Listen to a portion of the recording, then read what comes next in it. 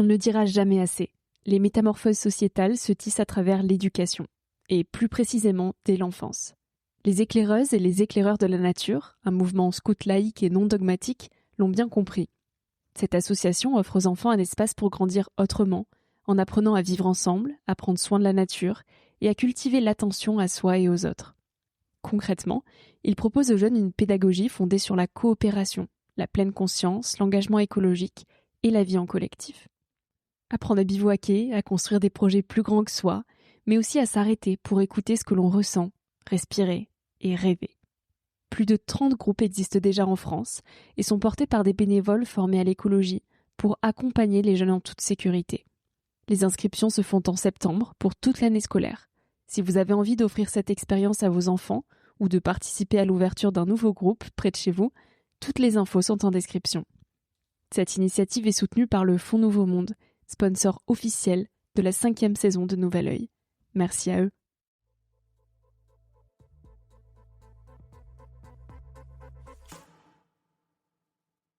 Il faut faire des études, il faut faire des belles études, il faut avoir un bon diplôme, travailler dans une belle boîte. Attends, mais si tu refuses ça, mais tu vas te faire une tâche sur ton CV, quoi. Pour réussir sa vie, il fallait avoir le beau job, le beau salaire, le CDI, tu vois. Et en fait, toutes et tous, je pense qu'on est en capacité de se poser la question de à quoi est-ce que je contribue.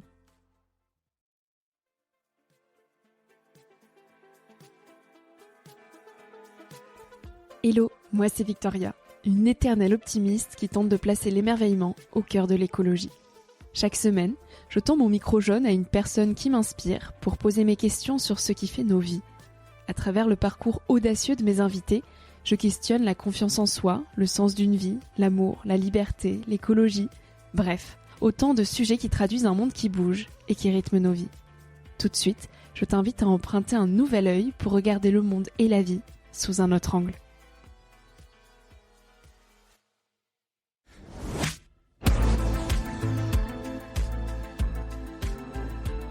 De plus en plus d'étudiants, sortis des études, décident de changer de cap. Les remises en question sur nos modes de vie, nos aspirations et nos modèles de réussite sont grandissantes. Alors loin de n'être qu'une question générationnelle, la quête de sens inonde aujourd'hui la une des journaux, et ça en dit long sur notre époque. Les conditions et les éléments d'un prétendu bonheur sont repensés, on ose remuer le couteau dans la plaie, renoncer, bousculer, changer les codes et les trajectoires. Bref, on se frotte à l'inconfort de l'incertain, et on trouve une certaine philosophie de vie dans l'impermanence des choses. Mais surtout, le fait de changer de cap devient quelque chose de très profond, de viscéral. Quand on prend conscience de l'urgence dans laquelle on vit, on ne peut plus faire comme si. Alors on ouvre les yeux et on avance. À contre-courant encore, mais j'aime à croire que d'ici quelques années, ce courant sera le bon, la norme, l'évidence de chacun. Et pour ça, des milliers de jeunes se lèvent, s'engagent, montrent un autre exemple de réussite. Arthur Gosset en est. Après avoir été diplômé d'une grande école d'ingénieurs, il a bifurqué et a fait un film de cette bifurcation. Rupture. C'est un documentaire qui parle du changement de cap des jeunes diplômés face aux enjeux écologiques. Alors comment réinventer son métier et toutes nos manières de faire ? Comment sortir des sentiers battus ? Avec Arthur dans cet épisode, on parle de rupture, de quête de sens et de bifurcation. J'espère que cette écoute t'invitera à choisir le cap de l'alignement. Comme ça. Est-ce que tu m'entends bien ? Ouais, génial. Super. 1, 2, 1, 2. Est-ce que tu m'entends, nickel. Victoria ? Oui. C'est parfait. Salut Arthur. Salut Victoria. Comment tu vas ? Ça va super. Et toi ? Ça va très bien, un peu chargé mentalement parce que là on est à Change Now et je sais pas comment tu te sens toi, dans ce genre d'événement, mais il y a beaucoup de monde, beaucoup de sollicitations et c'est difficile de calmer le système nerveux. Là, je suis trop contente qu'on soit dans notre petite bulle d'enregistrement où au final on s'est un peu échappé, on a fui le monde. Ouais, c'est clair. Oui, c'est vrai que ce genre d'événement, ça prend beaucoup d'énergie. À la fois très ressourçant, c'est ce qu'on se disait. Ça apporte beaucoup d'énergie parce que tu croises du beau monde qui veut faire bouger les lignes, mais en même temps, ouais, très, très prenant. Donc, il faut savoir doser bien comme il faut, quoi. Et comment tu te sens plus globalement, toi, aujourd'hui, là ? Plus globalement, ça va. J'ai constamment des périodes de doute, en fait, où je me questionne constamment sur mon engagement, sur ma place, sur est-ce que j'en fais assez, est-ce que j'en fais pas assez, tu vois, par rapport justement à cette urgence écologique et sociale. Et donc vraiment, j'ai vraiment des phases plus ou moins intenses où je me questionne par rapport à ce que font d'autres, où je me dis est-ce que moi je pourrais pas faire plus aussi. Et en même temps, maintenant je suis installé à Rennes avec mon amoureuse Hélène, et du coup on fait aussi notre petite vie à Rennes. Et donc ça m'invite aussi à ralentir pas mal, tu vois, tout ça. Et je me dis c'est chouette. Depuis quelques mois, je me suis pris de passion pour les oiseaux. Et en fait, j'écoute les oiseaux et je me rends compte que j'ai grandi à la campagne et j'ai jamais vraiment écouté les oiseaux. Et en fait, c'est magnifique d'écouter les oiseaux chanter. Enfin, je trouve ça fou, quoi. Et je me dis, on est ça dans notre quotidien à fond, la tête baissée, mais on n'entend même pas les oiseaux autour de nous. Et donc, je commence à apprendre plein de trucs sur les oiseaux. Je trouve ça fou. Enfin, voilà. Mais cette pression, quelque part, que tu t'infliges de ne pas en faire assez, c'est exclusivement par rapport à la cause environnementale et cette urgence-là, ou c'est à titre personnel, dans ta vie de manière générale, où tu as le sentiment que c'est jamais suffisant? Non, c'est vraiment par rapport à la cause environnementale, clairement. J'ai pris conscience en fait des privilèges que j'avais, que j'ai eu. J'ai grandi dans une famille très aimante. Je suis un ultra privilégié, quoi. J'ai fait des études sup, jamais eu de problème à l'école. J'ai toujours eu beaucoup d'amour autour de moi. Jamais manqué de rien. Donc je suis vraiment un ultra privilégié. Je suis né sur cette planète avec une cuillère d'argent dans la bouche et puis tout ce que je pouvais avoir, quoi, pour apporter ma part, en fait, tu vois. Et du coup, ça, à la fois, c'est super, je pense, d'être conscient de ça, de cette chance que j'ai, de ces privilèges-là. Et en même temps, derrière, ça met aussi une pression de se dire, maintenant que tu as tous ces privilèges-là, il faut les mettre au service de quelque chose de positif. Et toi, t'as pas d'excuse, en fait, pour rien faire et pour te cacher en disant, oui, mais non, j'ai eu une enfance terrible, je me suis fait battre par mes parents. Ouais, c'est presque une responsabilité, quoi. De ces privilèges, il faut que je le redonne à la société. Exactement. Quoi. Que je rapporte un peu ce qu'on m'a donné aussi, tu vois. Et que ce soit en termes de privilèges. Mais moi, j'ai fait une école d'ingénieur. Une école d'ingénieur, c'est l'État qui paye en France. Ça coûte à peu près 160 000 € par étudiant. 160 000 €, c'est tout le monde, en fait, dans la rue. Quand je croise des gens, je me dis parfois, ils ont cotisé pour mes études, tu vois.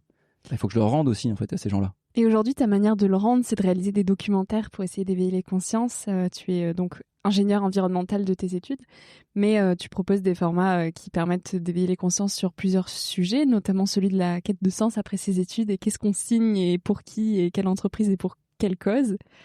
Mais avant de parler un petit peu de ces bifurcations, il y a une question que je pose à tous mes invités en introduction. Peut-être que tu la connais.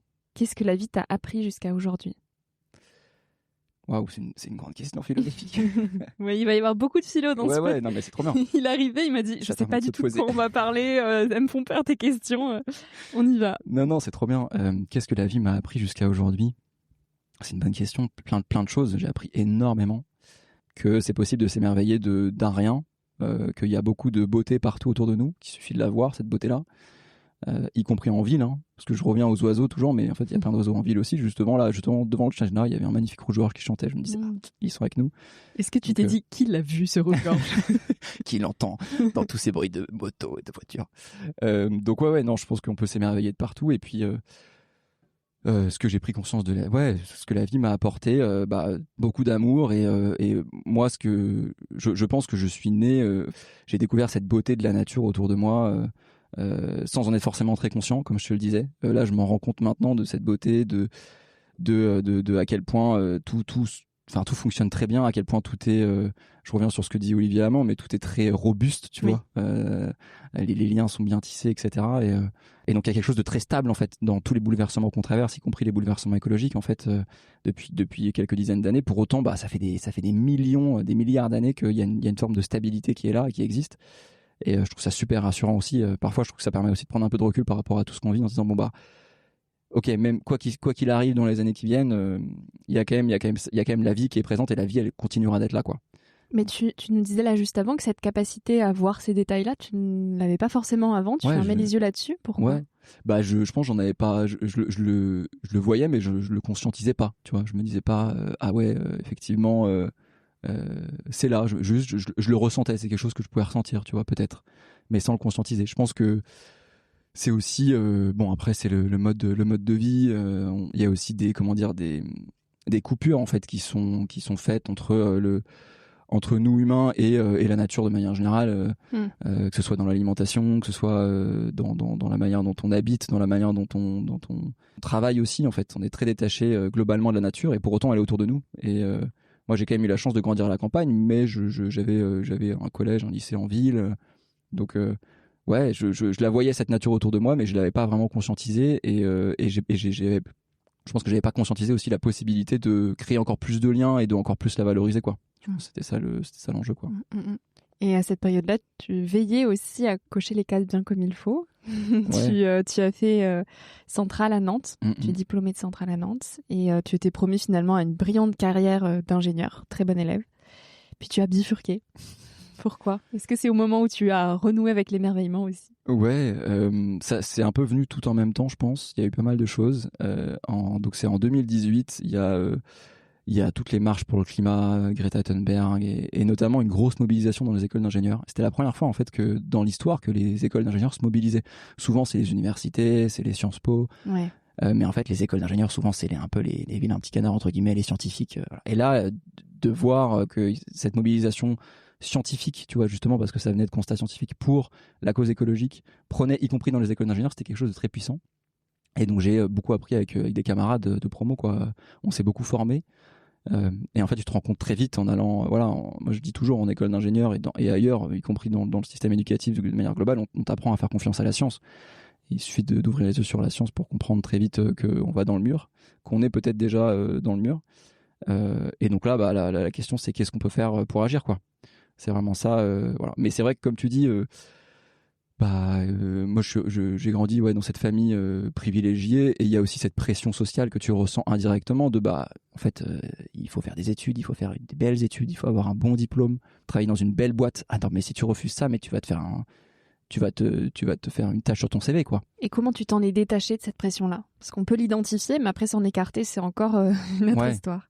Après, c'est quelque chose quand on prend conscience de l'urgence dans laquelle on est, c'est quelque chose de très profond, de viscéral, en fait. Je pense qu'on peut plus faire comme si, moi je pouvais plus faire comme si, pour se regarder dans un miroir le soir, encore une fois, quand tu as conscience des privilèges que tu as, et du coup de l'accès aux connaissances aussi, parce que le privilège c'est aussi d'avoir connaissance de ça et de pouvoir l'analyser, de pouvoir lire des rapports scientifiques. Enfin, c'est pas donné à tout le monde. Quand tu as pris conscience de ça, moi je pouvais pas me regarder dans le miroir le soir en me disant allez, pour répondre à des attentes sociales de mon environnement, je vais continuer de foncer dans le mur et je vais continuer d'avoir un métier.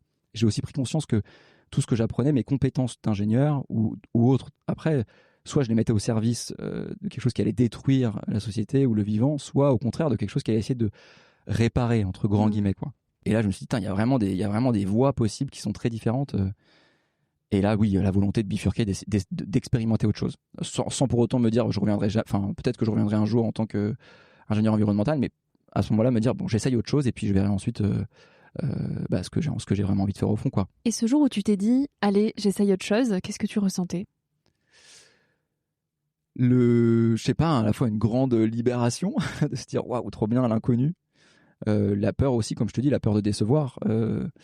Je me souviens la première fois, donc je vais un peu après, mais quand le film Rupture est sorti, donc le premier film que j'ai réalisé qui parle du coup de changement de cap des jeunes diplômés. Face aux enjeux écologiques notamment. Exactement, face aux enjeux écologiques. Et donc c'est vraiment l'histoire de mes amis autour de moi dans différentes écoles et mon histoire aussi assez personnelle et le lien que j'ai avec mes parents, etc. C'est un film qui est en fait au final assez intime. Et quand je l'ai montré à mes grands-parents, il faut savoir que mon grand-père, le fait que je sois ingénieur, c'était un truc de dingue, quoi. C'était vraiment une réussite, c'était son petit-fils ingénieur et tout. Et ma grand-mère, elle a vu le film, à la fin, elle m'a dit quand même, tes parents, ils doivent être déçus, non, de tout ce que tu fais. C'est violent. Ouais, évidemment, quand t'entends ça de tes grands-parents, de ta famille, ça peut être assez blessant. Et pour autant, en fait, j'ai compris pourquoi. Après, en discutant avec d'autres gens, en fait, mes grands-parents, ils ont grandi dans un modèle où, pour réussir sa vie, il fallait avoir le beau job, le beau salaire, le CDI, tu vois. Mais pourquoi ? En fait, pourquoi ? Parce que c'était une stabilité, que c'était une sécurité. C'est-à-dire que moi, je pense à mon papa, toujours il me posait la question, il me disait, bon alors, t'en es où là dans la recherche d'emploi ? En fait, c'était pas parce qu'il voulait le mal, c'est parce que pour que je réussisse ma vie, il fallait que j'ai un emploi stable pour gagner ma vie. C'était la condition sine qua non, en fait, pour être heureux, tu vois, d'accès au bonheur. Et aujourd'hui, maintenant que mes proches se rendent compte qu'en fait, je suis super heureux dans ce que je fais, et même plus heureux que ce que je pouvais faire avant, c'est bon, en fait, j'ai réconcilié les deux. C'est à la fois, je suis heureux, je m'en sors économiquement, c'est mon bingo, tu vois. Donc, on casse un peu les codes. Donc, c'est pas une mauvaise volonté à la base, cette attente sociale. Alors oui, je pense qu'il y en a qui sont aussi un peu dans le fait de briller en société, voilà, mais au final, il y en a pas tant que ça qui sont là-dedans. C'est surtout cet aspect vraiment sécurité, quoi. Tu vois, d'avoir ce beau job et ce beau statut dans la société, c'est plus vu comme une sécurité, alors qu'au final, dans ce qui compte, c'est surtout d'être heureux et surtout quand tu as la chance de pouvoir choisir ce que tu veux faire, parce que c'est pas du tout donné à tout le monde, effectivement, je pense que c'est une chance à saisir, quoi. Et aujourd'hui, est-ce que tu es arrivé à trouver une certaine stabilité dans cette insécurité, justement ? Ouais, alors j'ai une stabilité émotionnelle depuis toujours parce que justement j'ai la chance d'avoir un diplôme. Je suis allé au bout de mes études et j'ai ce diplôme-là qui, je sais, vaut de l'or sur le marché de l'emploi. Donc en fait, demain, je fais partie des 0,1% de la population française sur le marché de l'emploi qui trouveront un job très facilement. Donc c'est pour ça que je dis que je suis un ultra privilégié. T'as une Donc bouée de secours. Cette sécurité-là émotionnelle, ça fait que je peux pas me permettre de paniquer. c'est un truc, je me dis, en fait, si moi je panique, tout le monde doit paniquer dans ce cas, tu vois. Si moi qui suis dans les très privilégiés, je panique, voilà. Donc ça, je m'autorise pas la panique. Donc oui, j'arrive à trouver une stabilité. Maintenant, c'est vrai que économiquement, c'est compliqué. C'est des incertitudes. C'est plein d'incertitudes. Moi, je vois des amis qui sont payés. Moi, je suis payé au SMIC. Là, je gagne un SMIC, grosso modo. Et c'est très bien. Je vis avec parce que justement, j'ai la chance d'habiter à Rennes. Donc, c'est une ville où on dépense moins aussi. J'ai des copains, ils gagnent 100 000 euros par an. Donc, on a aussi des trajectoires de vie qui sont tellement différentes. Et pour autant, il y a des valeurs au fond qui se rejoignent, qui se recoupent et ils comprennent aussi. Je vois que d'une certaine manière, parfois, je les inspire aussi un peu. Eux m'inspirent sur d'autres choses. Donc, ça se recoupe. Sur quoi ? Sur quoi est-ce qu'ils t'inspirent ? Sur quoi est-ce que mes amis m'inspirent ? Sur leur, évidemment, mes amis, si c'est mes amis, c'est parce que je les admire. C'est parce qu'ils m'inspirent. Attention. C'est parce qu'ils m'inspirent, c'est parce que je les admire sur plein de choses, mais sur évidemment leur bienveillance, sur leur, tu vois, j'ai des amis qui sont en interne dans des boîtes et qui lâchent rien pour faire bouger les lignes. Et je me dis, mais je sais pas comment tu dis, mais motivation et en même temps résilience, tu vois, de rien lâcher, de continuer à se battre. Tu te prends des portes et tu lâches rien. Ouais, ça, je suis assez bluffé de voir ce type de parcours, par exemple.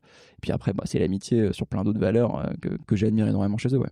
Ouais, mais ma question plus profonde, c'était et sous-jacente, c'était est-ce que leur rythme de vie et leur mode de vie t'inspirent ou pas au final, tu vois, de gagner beaucoup plus que ce que toi tu gagnes, d'être peut-être dans une grande ville qui demande de plus dépenser. Non, pas, ça pour le coup, non. Oui. C'est juste que moi, ma peur, ma crainte, bon, je rentre dans un truc très intime, mais c'est de me dire, merde, ça se trouve, on va se retrouver on va être trop différents. Tu vois, demain, ils vont aller se faire des vacances, je sais pas où, et moi, je pourrais pas suivre financièrement. Donc, est-ce que ça va pas faire qu'on va s'éloigner ? Et est-ce que ça t'a déjà fait t'éloigner de certaines relations proches, ta bifurcation ? Du coup, non. Non. Tous mes amis proches, ils m'ont beaucoup soutenu dans ce premier film.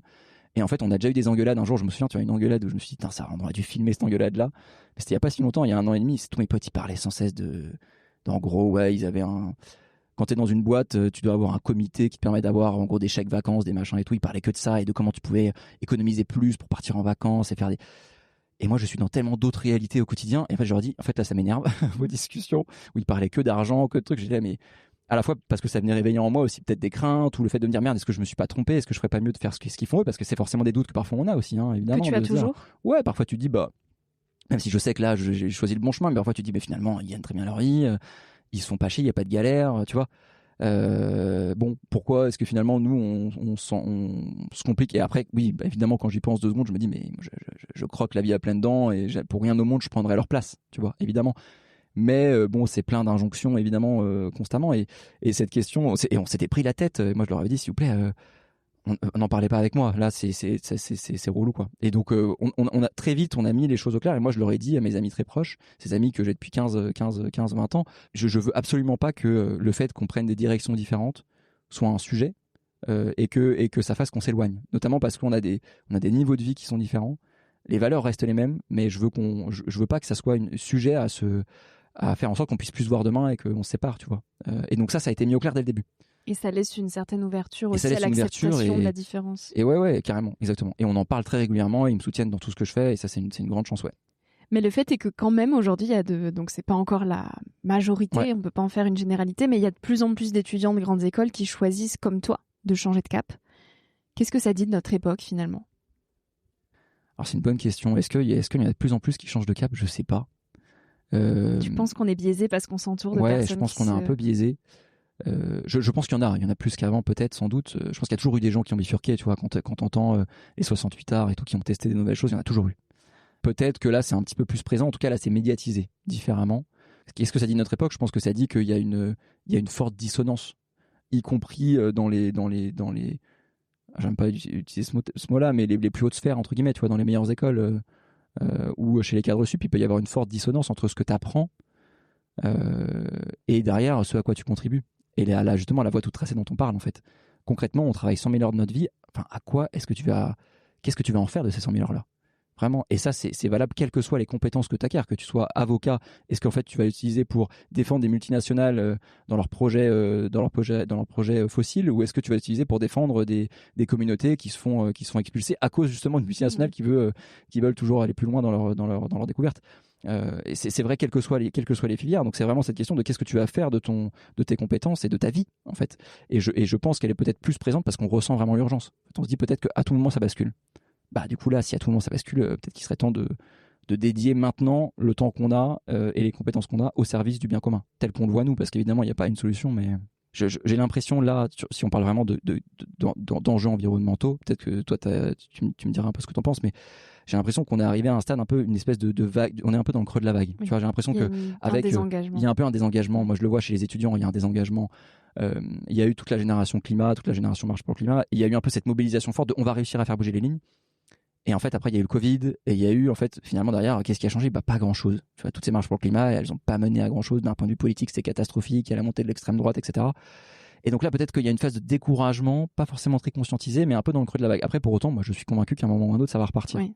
Et cet essoufflement, tu l'expliques ?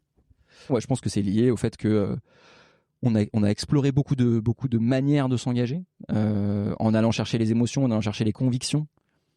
Et en fait, derrière, on se rend compte que ça bouge pas tant que ça, qu'il y a toujours énormément de projets écocidaires qui sont en train de se développer, que l'économie va pas dans le droit chemin. Et pour autant, il y a des gens qui bougent. Et c'est le sujet de notre nouveau documentaire. Comment est-ce qu'on va parler à des gens qui s'en foutent de l'écologie et qui en peuvent plus qu'on leur parle d'écologie ? Tu peux nous partager le nom de ce documentaire ? Ouais, donc c'est un film qui va sortir cette année qui va s'appeler Éclaireur et qui parle, et justement ça vient compléter un peu ce que je disais avant. Donc ce premier film, Rupture, il parle de bifurcation. Et je me rends compte quand je revois Rupture que je suis plus vraiment aligné avec ce que je disais à l'époque. Et c'est normal, hein, parce que c'était une époque, j'étais jeune, j'étais encore étudiant. Et j'avais vraiment cette vision de très c'est tout blanc, tout noir, quoi. Soit t'es dans le système, soit t'es en dehors du système. Et si t'es dans le système, tu peux pas faire du bien. Et en fait, à la suite des projections de Rupture, donc on a fait près de 900 projections, on a rencontré 35 000 étudiants quasiment. Il y avait souvent ce retour de mais concrètement, est-ce qu'on peut pas faire changer les choses de l'intérieur aussi, à travers ses compétences, son énergie ? Et on a tiré des fils, et en fait, on s'est rendu compte qu'il y avait quand même dans tous ces enjeux écologiques un sujet qui est largement invisibilisé, c'est la question du monde du travail. On n'en parle pas du tout, très très peu. Comment le monde du travail va être bouleversé par la crise écologique ? Et c'est déjà aujourd'hui, en fait, comment le monde du travail est déjà bouleversé par la crise écologique. Tu vois, j'ai appris récemment qu'en 2022, ça j'avais pas eu entendu parler à l'époque, mais en 2022, tu as eu une grande sécheresse au Maroc. Ça a eu 280 000 agriculteurs marocains qui ont perdu leur emploi en 2022. En ce moment, dans les terres, dans les eaux normandes, les pêcheurs artisanaux, ils ont plus de poissons et ils ferment les uns après les autres. C'est dans les stations de basse et de moyenne montagne, dans les stations de ski, pareil, elles ferment les unes après les autres. Et ça veut dire qu'il y a des dizaines et des dizaines d'emplois et de salariés qui sont mis sur le carreau, en fait, du jour au lendemain. Voilà. Et donc ça, c'est déjà aujourd'hui. Et en fait, on se rend compte qu'à moyen et à long terme, la crise écologique, elle va avoir un impact phénoménal sur le monde du travail. Et donc sur les travailleurs et travailleuses, tu vois. Et là, il y a un lien hyper intéressant. Pourquoi personne n'en parle de ce truc-là ? Pourquoi personne dit qu'en fait, là, concrètement, je vais te prendre l'exemple du café. Le café, c'est une industrie énorme. On importe du café, on vend du café. En France, quasiment tout le monde boit du café. Bon, j'exagère, mais c'est partout. Tu vas dans un petit bled, tu bois du café. Bah, le café, d'ici 10-15 ans, grosso modo, il est produit entre les deux tropiques. D'ici 10-15 ans, on ne pourra plus produire de café entre 3 à 4 mois par an. Parce qu'il y aura 100% d'humidité, du coup, ça sera invivable. Donc ça veut dire que d'ici 10-15 ans, la production de café va réduire d'un quart, d'un tiers. Donc l'impact économique va être massif. Donc ça veut dire que derrière, tu as des industries, tu as des entreprises, évidemment, puis tu as des salariés qui dépendent aujourd'hui du café, qui pourront juste plus exercer, tu vois. Et ça, il va y avoir potentiellement une casse sociale gigantesque. Et pourquoi est-ce qu'on n'en parle pas de ça ? Voilà, donc c'est le sujet du nouveau film. Désolé, j'ai un peu dévié, mais ça rejoint ce que je voulais dire sur comment est-ce qu'on peut embarquer des nouvelles personnes sur cette question-là. Et pour moi, évidemment qu'il faut continuer à sensibiliser, à parler de conviction, à embarquer ceux qu'on peut embarquer, celles et ceux qu'on peut embarquer, qu'on n'a pas encore embarqué sur ces questions-là de intime, émotionnel, en fait, on est en train de détruire le vivant et on est le vivant. Mais pour autant, je trouve que d'entrer par la porte là du social et de la sécurité de l'emploi, dont tu en refais plein de ponts, c'est fou, mais dont me parlait mon père, en fait, tu vois. Donc là, tu touches à quelque chose de très profond. Ouais. Et en fait, en creusant, tu te rends compte que c'est quelque chose qui parle. Tu vois, typiquement, il y a une étude qui a été faite en Écosse en 2021 par Greenpeace auprès de 1300 travailleurs et travailleuses du pétrole. Ouais. Des énergies fossiles, donc c'est à la fois des ouvriers qui sont sur les plateformes, mais c'est aussi des ingénieurs, etc. Ils leur ont posé la question, à salaire égal, est-ce que vous quittez le pétrole pour aller bosser dans le renouvelable ? T'en as 81% qui disent oui. Du jour au lendemain, oui, on quitte le pétrole. Et quand tu leur dis pourquoi, t'en as 60%, donc c'est énorme, qui te disent pour la question de sécurité de l'emploi. Parce que je sais qu'en Europe, dans le pétrole, il n'y a pas d'avenir. Alors évidemment, ailleurs, il y en a, mais dans le pétrole, il n'y a pas d'avenir. Parce qu'ils le savent, tu vois. Donc cette question de comment la crise écologique, donc l'épuisement des ressources, là en pétrole, on parle d'épuisement des ressources, mais l'extinction de la biodiversité, les pollutions, les normes environnementales, ça va bouleverser le monde du travail, et donc toutes et tous, en fait, à moyen terme et à long terme. C'est hyper intéressant, je pourrais en parler des heures, mais c'est le sujet de notre nouveau documentaire, et donc il y a ce constat-là, et de ce constat-là, en fait, nous, on est partis à la rencontre d'éclaireurs et d'éclaireuses qui, dans leur métier, réinventent leur métier. Quand est-ce qu'il sortira Il sortira cette année, donc en septembre. On fera beaucoup de projections alternatives. Et puis aussi, auprès d'une chaîne, on va espérer avoir une chaîne. On est en contact avec des diffuseurs en ce moment, avec des diffuseurs.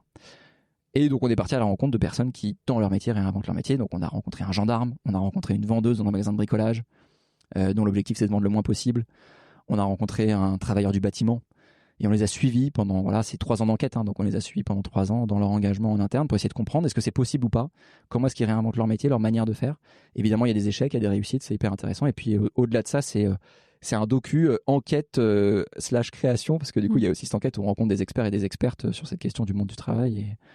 Et c'est hyper intéressant. Et évidemment, l'objectif, c'est que quand même que ça soit inspirant et que ça fasse passer des messages forts, quoi. Mais ce qui est inspirant aussi, c'est la manière dont toi, en bifurquant, finalement, tu as mis le doigt sur une passion, qui est celle de la réalisation, notamment des documentaires. Parce qu'entre ingénieur et réalisateur, il y a quand même un petit fossé. Est-ce qu'aujourd'hui, tu te sens à ta place ? Ouais, carrément. C'est une bonne question, mais ouais, je me sens de ouf à ma place. J'ai énormément de chance. Je trouve que les images, c'est tellement une belle manière de faire passer des messages, des émotions, justement. On parle d'émotions, tu vois. Et tu peux toujours traiter des sujets avec les émotions quand tu vas avoir justement des individus inspirants, que tu les suis, il y a quelque chose de touchant dans tout ça. Et quand on a projeté Rupture, c'était ça qui était fou, on a réalisé Rupture, on a fait beaucoup de projections à droite à gauche, dans des écoles, dans des collectivités, dans des endroits paumés, et on a eu des rencontres mais exceptionnelles. Je me souviens d'une rencontre qu'on avait faite, on était à Fréjus, dans une projection, et là on était avec Hélène justement, et je me dis, Hélène qui est protagoniste de Rupture, et qui est coproductrice du film. Et donc en fait on est partis tous les deux sur les routes quand le film est sorti, qui m'accompagne aussi, mon amoureuse, et donc et cette projection-là à Fréjus, je me suis dit mais on va se faire ratatiner, c'est une commune d'extrême droite, on va s'en prendre plein la gueule. Et en fait, donc là je projette le film, il y a 80 personnes dans la salle, moyenne d'âge 80 ans, je me dis mais on va se faire défoncer. Et en fait, à la fin du film, les gens se lèvent, ils applaudissent, ils se coupaient la parole, ouais, ma fille a fait pareil, moi j'étais 68 ardes, j'ai tout quitté pour faire ça. Et tu te rends compte, mais c'est un truc de fou quoi. C'est à travers ce film-là, tu réunis plein d'écosystèmes et de sphères différentes, des gens que j'aurais jamais été amené à rencontrer. Et évidemment aussi des personnes que ça soulève parfois de la colère en elles, tu vois, des gens qui disent bah attendez, mais vous êtes des ultra privilégiés, nous vous croyez qu'on a la chance nous de pouvoir bifurquer, ce qui est vrai, tu vois. Donc toutes ces rencontres là, ça nourrit énormément. Au-delà de la réalisation des images, c'est surtout derrière, et tu auras la chance de le vivre du coup avec ton nouveau film qui va sortir, mais c'est derrière aussi les rencontres que tu fais et les retours que tu as et quelques personnes qui sont venues nous voir après Rupture, qu'on a recroisé 2-3 ans après, qui nous ont dit merci parce que j'ai vu ton film et j'ai changé de métier. Tu vois, c'est fou. Ça, d'entendre ça, c'est quelques personnes, hein, c'est pas 50, mais ça fait déjà la différence et ça fait évoluer les mentalités. Là, tu te sens utile, tu te sens à ta place, ouais. Elle ressemble à quoi une journée de Arthur Gosset ? Oh, putain. Alors, je vois pas que je vais essayer de rentrer pas forcément trop dans le détail, parce qu'en fait, je fais beaucoup de choses. Donc aujourd'hui, on a créé une structure à Rennes qui s'appelle Séisme, qui vise à bouleverser le monde du travail, à explorer le futur du travail face aux défis écologiques. Et pour faire très simple, on a 3 activités. On a donc la réalisation audiovisuelle avec les documentaires. On a l'organisation d'un gros forum autour du futur du travail à Rennes qui s'appelle le Forum Séisme. Et on a un pôle pédagogique avec l'organisation d'un atelier autour des métiers durables pour les lycéens, lycéennes et les collégiens et les collégiennes, pour leur montrer, parce que la question de l'orientation, c'est un vrai sujet. Et moi-même, je pense que pendant mes études, j'aurais bien aimé qu'on donne un peu plus de tips sur l'orientation.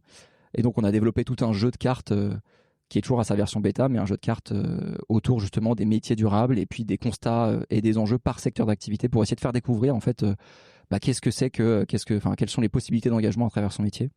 Et puis quels sont les constats et les enjeux par secteur d'activité à un maximum de jeunes. Voilà, donc c'est vraiment les 3 pôles et aujourd'hui, on a une équipe de 10 à travailler là-dessus. Et donc du coup ma journée elle ressemble à le matin je me lève, souvent c'est on essaye un peu, mais on n'est pas hyper matinaux, mais peut-être 8h30. Et on essaye de faire un petit run parfois pour justement matinal quoi, donc voilà pour se changer l'air et puis écouter les oiseaux justement. Et puis après on enchaîne. En ce moment ma journée c'est du montage parce qu'on a commencé le montage du nouveau film, donc je travaille avec un monteur qui s'appelle Mathis et donc je travaille beaucoup avec lui. Et puis à côté de ça c'est de l'administratif aussi un petit peu, c'est des trucs un peu relous parfois, mais il faut y passer. Mais il faut y passer forcément, voilà. Pas mal d'activités différentes. Et puis comme dans le métier de réalisateur, tu passes par plein de phases. Il y a aussi toute cette phase de prise de contact pour rechercher des protagonistes intéressants, d'échanges. Donc là, c'est plus le côté journaliste. Et puis derrière, la réalisation, le tournage, l'écriture, le contact avec les chaînes, avec les partenaires. Puis derrière, la diffusion. Tu touches à plein de métiers en fait. Plein de métiers. Tu connais maintenant. C'est passionnant. Ouais. Qu'est-ce que le mot émerveillement t'inspire ? Waouh, mais c'est hyper deep. C'est bien. Le mot émerveillement, ça m'inspire vachement de positif. Quand je l'entends comme ça, j'essaye de pas réfléchir, mais quelque chose de très positif, quelque chose de à la fois qui te booste et qui te donne vachement de confiance en toi, qui te permet de te recentrer aussi sur des choses plus simples. Depuis quelque temps, on est un peu dans une folie avec tous les réseaux sociaux, y compris dans la sphère engagée. Il y a beaucoup de messages qui surgissent et beaucoup de personnes engagées qui sont visibles, et c'est trop bien. Et en même temps, il y a un peu toujours ce truc, comme je disais tout à l'heure, de parfois, ou moi, peut-être que je suis le seul à faire ça, mais parfois je me compare, je me dis putain, mais en fait, je suis pas à la hauteur, quoi. Enfin, il y a des gens qui font tellement plus, moi je peux faire plus. Mais je crois qu'on se dit tous ça. Ouais, et ouais, pas ouais. que dans la sphère écolo. Hein. Je pense que sans dans doute. tous les milieux, c'est dans la nature Ouais. humaine de se dévaloriser et de se dire je suis pas Carrément. assez, on fait mieux. Et en fait, parfois, du coup, t'es là à bosser, mais comme un malade. Moi, je travaille vraiment beaucoup. Bon, aussi parce que j'ai fait une prépa où en fait je bossais 80 heures semaine, donc maintenant je connais un peu mes limites. T'es conditionné. Et là, du coup, je travaille 50 heures, je suis là, bon, en fait, ça, c'est large. Mais en fait, même 50 heures, c'est beaucoup trop. Et j'ai eu un énorme flip parce que j'ai eu 28 ans en février. Et vraiment, le jour de mes 28 ans, alors que c'est pas très vieux, 28 ans, mais je me suis posé, je me suis dit, putain, mais la vie passe beaucoup trop vite. Je fais plein de choses, plein de choses, mais je n'ai pas le temps de repenser à tout ce que j'ai fait. Et du coup, je ne mémorise pas, enfin, si je mémorise, tu vois, mais comment dire, la vie passe beaucoup plus vite en fait. Il me manque ce temps où justement je peux m'émerveiller, où je vais avoir ce temps où je me pose, je prends du temps pour moi, et je repense à tous les moments que j'ai pu passer avec mes amis, avec mes proches, ou avec moi-même. Et tu t'octroies ces temps de pause aujourd'hui ? Pas assez, parce que je suis pris dans plein d'injonctions, et ça c'est, je pense, beaucoup lié. Alors ça va sans doute pas intéresser au grand monde, mais je pense que c'est très lié aussi à l'éducation qu'on a eue, à ce truc de, tu vois, quand t'es au collège, au lycée, en prépa en plus, ou ce truc en fait où c'est la productivité. La productivité. Tu travailles, tu te lèves le matin. Même moi au lycée, c'était des grosses journées, et après en prépa, en école, ça va pas arrêter non plus, mais en fait, il faut que tu sois productif, et il y a un peu cette pression de, si tu n'es pas assez productif, eh ben tu te sens nul, tu vois. Ou alors, tu culpabilises, une heure en fait. de vide, ça va être perdu. Ça Exactement. va être une heure perdue. C'est une heure perdue. T'es pas productif. Et tu t'autorises ces heures de vide aujourd'hui ? Tu arrives un peu ? J'ai justement là avec mon truc des oiseaux de plus en plus. Mais je le fais par le biais de donc je me suis mis à la photo d'oiseaux, et justement. Donc tu fais c'est quand ma passion, même une activité. Mais ouais, exactement. Ah oui, non, évidemment que je m'autorise ces moments-là. Évidemment, je suis pas une machine. Et heureusement qu'on est en couple aussi. Je parle beaucoup du coup parce qu'on vit, nous c'est particulier, on est engagés à deux et on travaille ensemble. Donc c'est aussi bien parce que ça permet parfois c'est aussi un peu des nouveaux modèles, hein, d'une certaine manière. Bon, il y en a plein qui le font avant nous, mais ça permet aussi parfois de dire attends, warning là, on travaille trop, là, tu vois. Ça aide, ça aide aussi à deux à fond. dans ce... Ah ouais, à fond. Puis de partager. Moi, j'arriverais pas du tout à rentrer le soir et d'être avec quelqu'un avec qui j'ai pas. Enfin bon, alors ça c'est la vie hyper privée, mais tu vois, de vivre le truc à deux, évidemment, c'est trop bien, c'est trop bien. Et ça permet, et ça aide aussi à prendre du temps. Parfois l'autre est tellement dans est tellement dans le tunnel, l'autre qui te dit, bah en fait là, attention, là on trime trop là, faut prendre du temps pour nous. Ouais, vous veillez l'un sur l'autre. On essaye vraiment de veiller l'un sur l'autre. On n'a pas encore d'enfant, mais je pense que le jour où on a un enfant, si on en a un, bah ça sera encore plus l'occasion de. Attention, warning, on prend du temps pour nous, on a une vie de famille, on met des limites. Mais tu vois, cette injonction-là dont je te parle, je trouve ça très compliqué de prendre du recul par rapport à l'esprit compétitif et l'esprit productiviste dans lequel on nous a mis depuis qu'on est petit. Surtout quand je pense que tu as des capacités à l'école. Encore une fois, je cosse les bonnes cases, tu vois. J'ai eu voilà, ce truc-là de scolaire, j'avais la chance de l'avoir. Et ben du coup, ça fait que derrière, les profs te mettent la pression, les parents te mettent la pression de du coup, il faut que tu travailles, il faut que tu y arrives, quoi. Ouais, et puis ça met des années à déconstruire. Et ça met des années à déconstruire. Et c'est relou parce que t'as envie de déconstruire tout et t'attends, putain, j'en ai rien à foutre. Et j'ai un pote, il est comme ça, tu vois, il me dit la dernière fois, il se pose dans le canapé et il regarde le plafond pendant 1 heure. Et je trouve ça incroyable. Ouais, il va devenir paysan boulanger, c'est trop bien. Et c'est des gens comme ça qui, moi, me m'aident vachement, tu vois. Et je suis entouré, et justement, d'être dans un écosystème à Rennes aussi de gens qui font, tu vois, qui font au quotidien du bien et qui sont pas, mais qui en même temps ont vachement de temps pour eux à côté et qui sont dans le bon équilibre de travail aussi. Ça fait vachement bien. C'est très inspirant, tu vois, très très inspirant. Ouais. Tu vas me crier dessus. La liberté, c'est quoi pour toi ? Il se dit, mais c'est quoi la prochaine question ? Alors, la liberté, c'est une très bonne question. Alors, avant, j'avais une vision très simple de ma liberté. C'était de pouvoir faire ce que je voulais quand je voulais. C'était vraiment ce truc. Il faut que je sois libre. Je peux faire ce que je veux quand je veux. Et maintenant, ma liberté, c'est, je pense, c'est une vision un peu différente, mais c'est de me dire, j'ai la capacité de m'émanciper. Je suis libre par la pensée d'une certaine manière. Et donc ça veut dire que je vais m'entourer de personnes ou je vais aller à la rencontre de personnes qui vont m'émanciper, qui vont me permettre de m'ouvrir l'esprit, de prendre conscience de certaines choses. Et donc ça veut pas dire que je fais ce que je veux quand je veux, parce que j'ai des contraintes à rendre. Tu vois, quand t'as une entreprise, bon là c'est une asso, une coopérative, bah t'as des comptes à rendre en fait, t'as des trucs à faire qui sont relous. Donc je peux pas faire ce que je veux quand je veux. Je peux pas aller dire bah en fait je pars la semaine prochaine, je prends une semaine de vacances. Non, enfin j'ai des comptes à rendre, j'ai des gens qui comptent sur moi.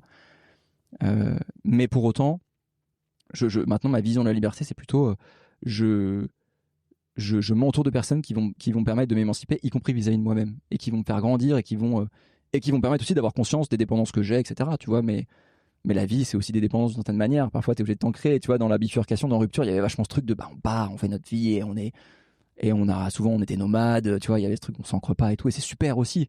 C'est vraiment la liberté brute, tu vois. Mmh. Maintenant, ma liberté, je la vois plus comme c'est peut-être un peu complètement perché ce que je veux dire, mais plus une liberté spirituelle d'une certaine manière où, ouais, cette liberté de pouvoir s'émanciper. Ça me parle. Dernière question. J'ai fini de t'embêter avec ces questions folles. La question signature du podcast. Ouais. Qu'est-ce que tu aimerais partager ? Quel message tu aimerais partager à celles et ceux qui nous écoutent aujourd'hui ? C'est une bonne question. J'aurais dû préparer en fait. Oui, mais je t'ai pas envoyé les questions, tu me les as pas demandées. Hein. Non, c'est Quand vrai. on me les demande, je les envoie, mais sinon je préfère ne pas les envoyer. J'aime bien la spontanéité. Ouais, carrément. Non, mais c'est super. Qu'est-ce que j'ai envie de transmettre ? Je reviendrai quand même sur le sujet de notre nouveau film. J'ai envie de transmettre le fait que, encore une fois, ça peut paraître un peu déconnecté ce que je dis, mais chacune, quelle que soit sa place aujourd'hui dans la société. Donc je vais pas en parler du monde du travail, parce que ça concerne quand même énormément de monde, mais on travaille, comme je le disais, 100 000 heures dans notre vie. C'est énorme, 100 000 heures. Et en fait, toutes et tous, je pense qu'on est en capacité de se poser la question de à quoi est-ce que je contribue ? Qu'est-ce que je fais à travers mon métier ? Et du coup, est-ce que mon métier, mon entreprise, mon activité est pérenne dans le temps ? Et parfois, c'est pas aux travailleurs et travailleuses, en fonction de sa place dans la société, de se poser la question-là. Mais au moins de pouvoir faire remonter ça à sa hiérarchie pour que les dirigeants et dirigeantes vraiment s'emparent de cette question. Je pense qu'il y a un espèce de mur qui va arriver qu'on voit absolument pas, qui est encore une fois ce mur de la crise écologique qui va bouleverser l'économie et qui va avoir une conséquence sur les emplois massive si c'est pas pris en avance en fait. Et donc il y a des belles histoires en fait. Il y a des personnes, quel que soit, encore une fois, parfois c'est des ouvriers qui sont partis de cette question-là, qui font remonter, qui proposent des nouveaux projets à la direction pour repenser le modèle. Donc non, moi j'ai pas envie de dire que la bifurcation c'est réservé qu'aux privilégiés, sans doute cette question de bifurcation. Mais par contre, comment est-ce que tu transformes ton métier, ta manière de faire, et comment est-ce que bien sûr tu le fais collectivement autour, mais de manière radicale. C'est pas juste, parce qu'on a beaucoup entendu le verdissement, vas-y tu vas mettre des plats végétariens dans la cantine, oui tu vas mettre un plan de mobilité durable, bon c'est un début, c'est bien, mais en fait tu viens pas toucher l'activité concrètement, voilà. Comment tu viens toucher l'activité concrète, tu vois. Si tu mets un plan de mobilité durable et que ton job au quotidien c'est de forer du pétrole, bah, il faut se poser la question, tu vois, forer du pétrole, est-ce que c'est l'avenir ? Pas forcément quoi. Donc voilà, c'est des questions qu'on peut se poser et que j'invite tout le monde à se poser et de dire bah oui, il y a plein de belles choses à faire et qu'on peut trouver sa place et prendre énormément de plaisir là-dedans et s'émerveiller. Ouais. Bah, et toi tu prends du plaisir dans ce que tu fais, ça se voit. C'est pour ça que c'est beau ce que tu fais. Merci beaucoup Arthur. Merci à toi Victoria. Si ce moment t'a plu et nourri, je t'invite à le partager, à laisser quelques étoiles sur iTunes et Spotify ou à faire une story sur Instagram en identifiant Nouvel Oeil et mon invité de la semaine pour que l'on puisse te repartager. En attendant de se retrouver lundi prochain, tu peux suivre au quotidien mes aventures directement sur Instagram ou le site internet www.nouveloeil-podcast.com. Depuis ce site, tu pourras aussi t'abonner à ma newsletter. J'y partage des inspirations et des petites choses plus personnelles qui font mon quotidien. En attendant le prochain épisode, je te souhaite de savourer la vie comme il se doit et surtout de faire des choses folles.